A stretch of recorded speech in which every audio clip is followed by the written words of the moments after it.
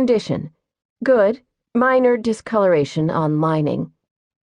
Item description: ivory, tea-length gown with scooped neckline and cap sleeves. Silk taffeta with crinoline understructure.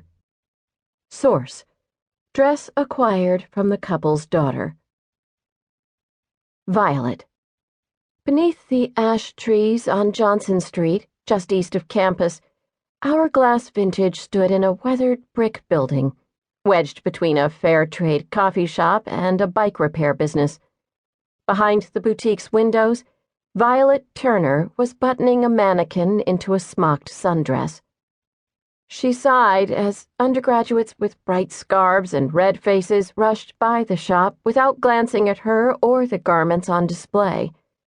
Gray spring days like this one were all about hurrying and practicality, and Violet didn't like either concept.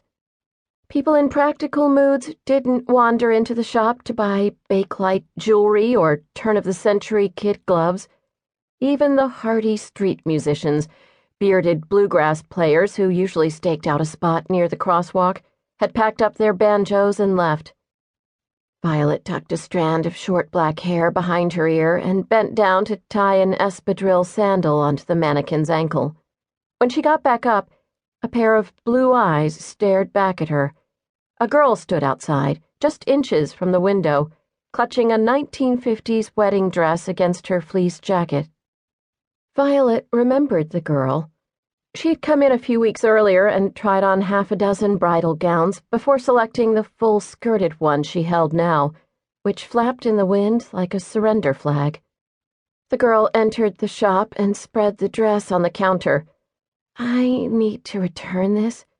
"I'm sorry, but we don't allow returns." Violet took her place behind the register and smoothed her checkered skirt against her hips. "Can't you at least give me back part of what I paid?" The girl ran her hands over the silk fabric of the wedding gown, letting them linger on the tulle rosettes along the hem. "I wish I could, but it's store policy," Violet said. She felt a blast of dry heat from the old radiator affixed to the wall and peeled off her pearl-buttoned cardigan, a find from her Grandma Lou's closet after she passed away. The girl stared at the tattoo of a flame-licked phoenix on Violet's freckled bicep, then looked away when Violet caught her staring.